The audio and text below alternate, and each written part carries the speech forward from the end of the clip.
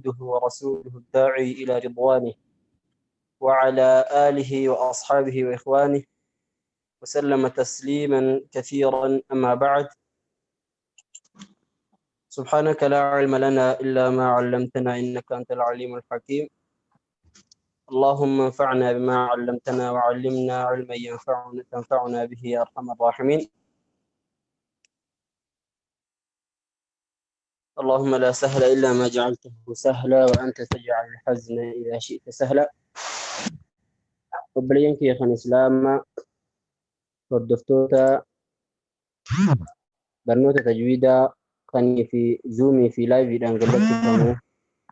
السلام عليكم ورحمة الله وبركاته. سنين جتا درسي خينيا خاني في تجويدا بك خلي اتدامن الرا اتفوفنا خلي الدون اتدامني سو أكاتا قرآني اتدفت يخافو بفبريفمات نكمت قرآن نوجه وانجو لالو تري سنرى أكاتا تقفى رسول ربي ترى واسم رسول ربي صلى الله عليه وسلم يجرو أفان مسات الرابع رسول الله isi lama fatirratti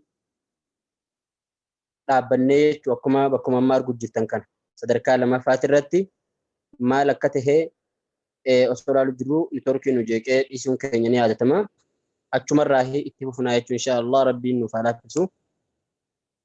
Sadarkaa lammaffaa irratti akka itti gartee qur'aana barreessuun kan ta'e تفريغ الكتابة السابقة في صحف زمن أبي بكر الصديق رضي الله عنه.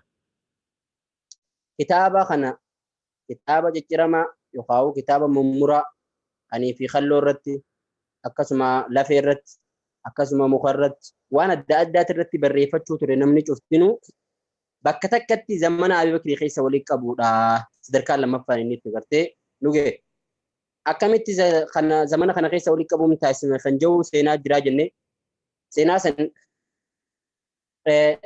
صحابنا كم بيكم الرجودان الثاني قرآن بيخن قرآن بريس ورتنا هاجمنية شتري زمن سن قرآن ولك بني خاني قرآن كفخني في الرابرة نتي هاجمون ترتر ما ليش شفت ثانيته الرجودان علمي نسان اتياد دون علمي قرآن تنبرت في برسي سورة وان تيجتشا الدون ثاني بيخن وسوا كست دبين جرتو للي يما ماداته لولا خنا خيستي صحابان هدون وريك كان قرآن بيخو وريك أكما خليه دبني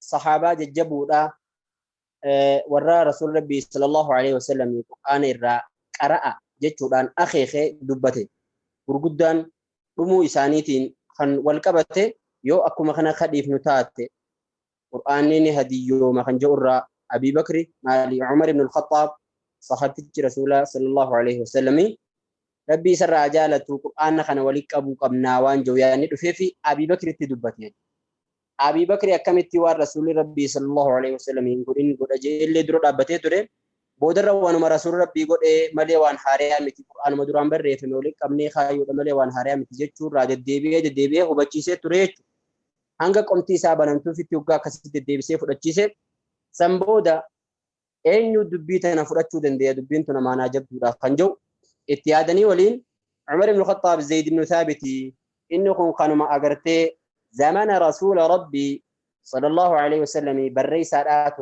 رسول ربي تفوان تبجتش إنهم ما كن ديب بري سوق أبا أنجو ورتي سيفيج وقاسن زيد يامني زيد سوقا همان زيد اللينجا أكو ما أجرتي رسول برسيست أكو ما صحابات أنتي قرآن في حديث جلدي وانت يفدرون أبنو قدرت ترى دراتي بودرة حاجة قمتي إساء إلى ساس بنمت إتدي بسني ونكون خير رجعني فرجي سنجت تمر الرمال جي زيدي أني بقات ننرى خاور القرآن ولك بنانجتشو خنرى جارجيسي نانجتشو تيرنا لا فتي نتي ملتيجي إنا أمانا جبدو تهو يسير راخن كي حكاتو مساني أماناتنا فتي اتسين يجو ولاغا بافتي ulagaan inni baafate keessaa guddoon namni qur'aana rabbii rasuula rabbii birattiin barreeffadhe jiru cufti keessan ragaadhaa wajji fidaadhaa ka jiru tokko ragaan si barreesse nama lammaffaa ragaa fidachuu qabda ka jiru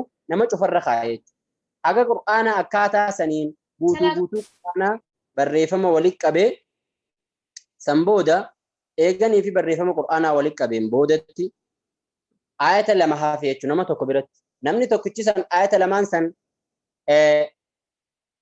ragaa ittiin qabu rasuul rabbii biras barreessuu isaa eenyu inni Khuzeymaa jedhama qur'aanni inni isa bira jiru kaniif namni biraa tokko barreeffamaan hin qabne sagaleedhaan namuu ni beeka hifdhiidhaan jechuudha garuu barreeffamaan isa malee namni biraa hin qabu لقد جاءكم رسول من أنفسكم عزيز عليه ما عنتم حريص عليكم بالمؤمنين رؤوف رحيم آية جاءوا في آية من المؤمنين رجال صدقوا ما عاهدوا الله عليه آية جولة من كان نمني تقخني في أجرتي بيخ بريفة ما أنكبوهن تريت قالوا أمو وسوم مسجد سيناني مسجد نبي سيناني نمني قرآن يكون آية يكون قرآن ربي تراهي بيتا mee osoo qajaan taate masjiidni guutuun namuu quraan rabbii ta'u zaydi mataa isaatiif ni amana jechuudha. Garuu barreeffamaan rasuularraa barreeffattee hi qaja'u barreeffama kana rasuula bira barreessitee hi qaja'u ragaa itti barbaaduu ture jechuudha zaydi. Kanaaf ragaa itti dhabe jechuudha Khuzeymaan kun. Inni kun garuu ragaa dhabuut kannaa rasuul rabbii sallallahu alaihi wasallam isaaf kenne takka qaba.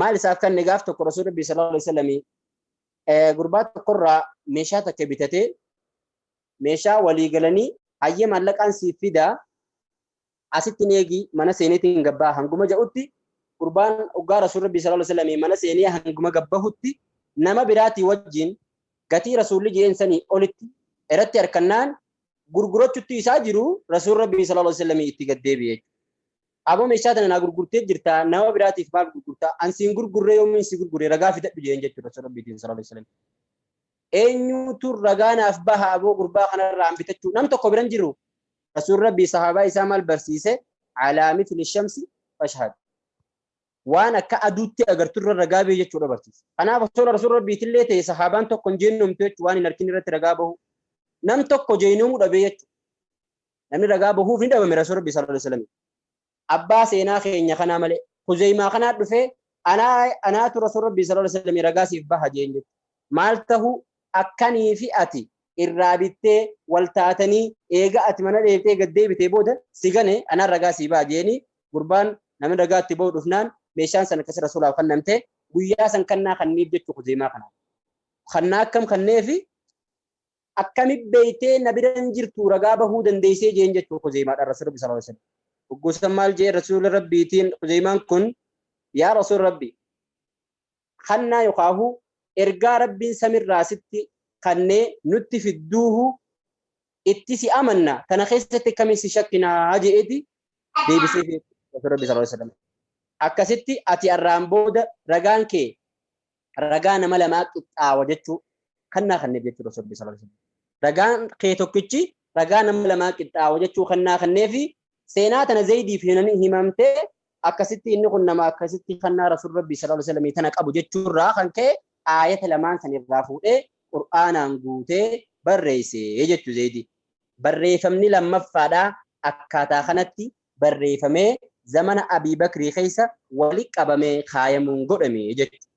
تفريغ الكتابة السابقة في صحف زمن أبي بكر الصديق رضي الله عنه يجون إبسي إسا خنا فكاتي تكاتان توليك أبون زمن أبي بكر خيسة تيخناجت ولك ومن ست قرآن سدركاس دفارته قادة برو نسخ عدة مصاحف من الصحف السابقة زمن عثمان بن عفان رضي الله عنه زمن عثمان بن عفان أمير مؤمنات حاجة زمن عثمان بن عفان قرآن تري توكيتشما خنا توكيتشما زمن أبي بكر خيسة ولك أو خنا زمن عمريس تري من حفصة تري عمر بيرة تري عمر قاد من حفصة تري من أم المؤمنين حفصة تري حاجة ونتك هنتين تسينان تك أممتي سينا سنرا خنكين قرآن براتز بريفة مقبا خنجو تشرا يادمي خيج نسخ عدة مصاحف ما تنسى هارية قرآن جل كباس نرا ما تنسوا من الصحف السابقة زمن عثمان بن عفان زمن عثمان بن عفان كيسا قرآن جل كباس نرا قرآن هدو أكنما كوبي راغدو تي قرآن سنرا غرغل تشغدو زمن عثمان كيسا هني سينا دا كباجة چوكن تكسيتي سينا مال جنان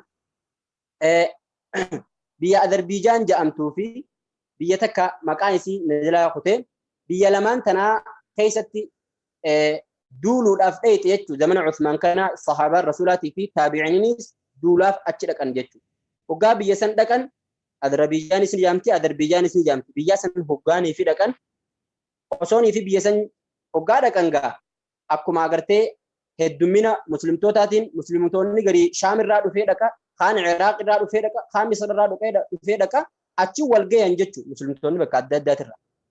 Iddoo sanitti gaa eenyu bakka san jira صحابة رسول الله قيسا صاحب سر النبي صلى الله عليه وسلم حذيفة بن اليمان. حذيفة بن اليمان لما جامو صاحب كثير رسول الله صلى الله عليه وسلم يساتو في فريجو.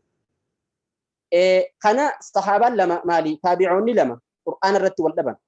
توكو كم جيك أرئ وأتم الحج والعمرة لله جيك أرئ. توكو مو وأتم الحج والعمرة للبيت جيك أرئ. خان ورا شام الراك أرئ خان ورا عراق الراك أرئ. والقبن جيك وأتم الحج والعمرة للبيت لكي لله لكي للبيت لكي لله والقبن جت وقاتنا إنه إنسان دقيه حذيفة بن اليمان دبين قدوته بتيج دبين قرآن الرب والقبورات وصو زمني رسول الراتم فقاتم وصو صحابان جرتو وصو قراءون ججبان جرو والدبين قرآن خيستي كانت دفونتن هدو إسيات شفتي دبين قدوتات لولا تمت ديسي meeshaa isaa fudhatee imaltuuf gara Madiinaa deebi'e jechuudha. Usmaan ibn Affaan bira dhufee adriikil ummata yaa amiiral mu'miniin ummata kana dhaqqabii jeen jechuudha. Maaliif osoo ummanni Qur'aana irra waliin dadhabne ummata dhaqqabi kun akkanaan harkee jee itti hime. Kanaaf maal godhuun barbaachisa jee Usmaan Qureeshii irraa ummata gurguddaa fi caalima muqaa'u beeytota warra Madiinaa keessa jiru waliin qabatee Qur'aana kanarraa akkanii fi Qur'aanni biraa Qur'aana duraan jiru kanii fi Hafsaa biru jiru sanirraa Qur'aanni biraa hedduun akka barreeffamuu qabu murteessan jechuudha. Eenyu dubbii tana barreessuu qaba? Zayd ibn Saabit ammaas barreessuu qaba. Sadarkaa faraqaa meeqaffaatiif? Faraqaa sadaffaatiifis amaanaan Zaydumatti kennamte jechuudha. Hoggaa tana Zayd hoggaa yaaman nama 10 Qureeshii irraa isa bira godhan jechuudha. Akka ragaatti nama 10 Qureeshii irraa isa bira godhanii yoo barreeffama keessa wal dhabdan isin cuftinuu maalirra deebi'aa jeen jechuudha. Kitaaba kanarra deebi'aadha. Isinii fi Zayd yoo Qur'aanni kun barreeffamni kanaa miti. Barreeffamni kanaa miti jechuurra kan wal dhabdan taate Qur'aana Hafsaa biraa dhufe kanarratti deebi'aadha. Sanirraa ilaaladhaa irra barreessita. Jechuurratti akkasii walii galanii Usmaan akkasitti itti godhee akkaataa saniin isaan cuftinuu Qur'aana maalii bakka takkaa tahanii Qur'aana hedduu barreessan jechuudha. Eega Qur'aana hedduu barreessan booda maal godhan? Gadda barsiisoo faatti aanutti. أرسل عثمان بن عفان رضي الله عنه مصحفا من المصاحف السابقة. مصحف أما بالرئيس خنا تفيسا مصحفة كوفي تكا هو كافان الرموتي قرآن كوفي نما قرآن أكام بيخ تكو فودي بيوت الدنيا تنا فكينيا قرآن كوفي نما قرآن بيخ تكو قرا شام قرآن كوفي نما قرآن كام بيخ قرا كوفا قرآن كوفي نما قرآن كام بيخ قرا بصرة قرآن كوفي نما قرآن كام بيخ قرا بحرين قرآن كوفي نما قرآن كام بيخ مدينة أكاسيتي قرا مكة بيجوفر إرجع يو قرآن سجلر والدبن قرآن بالريف مرة وليد ديبي أكاديمانيتي وعليكم السلام ورحمة قرآن خنا ملي جرجوتو تمال جين وليك باتي جبادا جين قرآن خنا ملي جرو وليك جبادا أكني في نمني قرآن خنا خيستي والهندبني قرآن برا خنا في جوتو جبادتو أجيد دبرسي أكاتا خنان صدفارت قرآن بالريفمو دنده يجتو sadarkaa sadaffaa irratti barreeffamni Qur'aanaa akkaataa kanaani tahee jechuudha. Kanii fi itti aanu kitaabatul muslimiina linusakhin laa tuqsaa min almasaaxifi kan jedhu kanaa fi mata dureelee itti aanu insha Allah darsii teenyatan itti aanu keessatti itti fufnaa. Kanaaf arraaf asuma irratti raawwannaa. وصلى اللهم وسلم على نبينا محمد وعلى آله وأصحابه وسلم. السلام عليكم ورحمة الله وبركاته.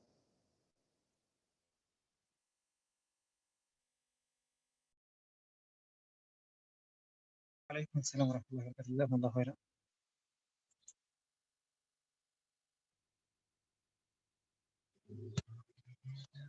ثواني أنا نقا فيك أبدا يوجد تنقا وجود عندي سان.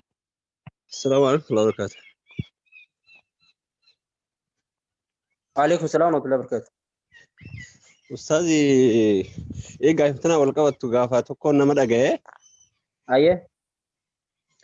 gartee qur'aana kana guutuu gube Usmaan barreesseeti qur'aanni kana bi Muhammadii miti ka Usmaanii jee kaafirtichi ka dubbatu dhagaye Facebook irratti jechuudha. Gubaan sun mee akkamisi? Akka inni gube san baanta. Akkamtu ture kitaaba silaa agartee walitti qabame tokkicha zamana Abii Bakrii keessa ture san. Kitaaba zamana Abii Bakrii keessa ture san maleedha kitaabonni biraa kaniif namuu barreeffatee qabu jira. Kanamarra dhaabbachuudhaan wal dadhabbiin dhufte. Kanarraa kan ka'e kitaabni zamana Abii Bakrii barreeffame kun kitaaba zamana Rasuul Rabbii sallallahu alaihi wasallam barreeffamee walitti qabame ragaadhaan. Akkumaan jalqaba isin himatanitti. Kitaaba zamana Usmaan barreeffame kan ammoo kitaaba zamana Abii Bakrii sanumaatutu koppii godhamee yookaan Oromootti koppii paastii kan ifammaa waan Ingiliffaa fayyadamu kana jechuudha. Koppii paastii sanumaatti malee haareen hin dhufne jechuudha. Akka namni haareetti waliin dadhabne maaltu godhame Qur'aanuma kana fuudhee gubee kan inni Qur'aana kana malee ka jiru irra waliin dadhabne. Galatooma Ustaas.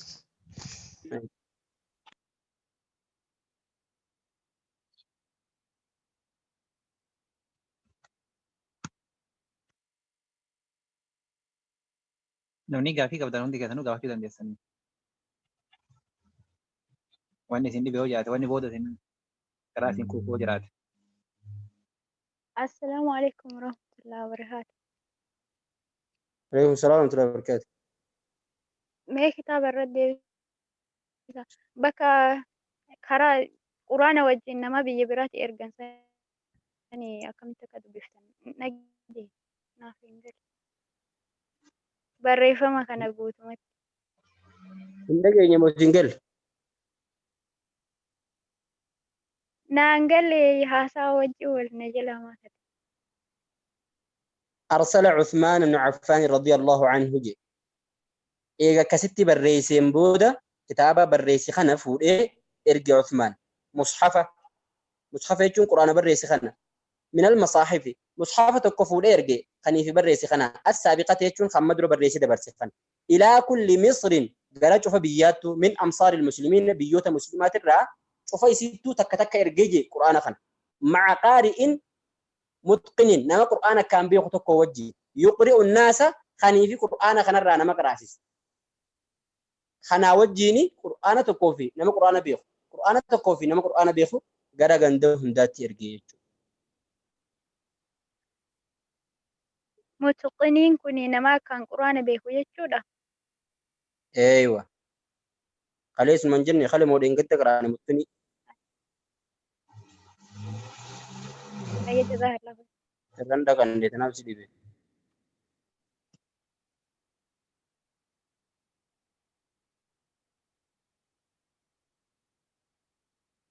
أيه نمي برا غافي كو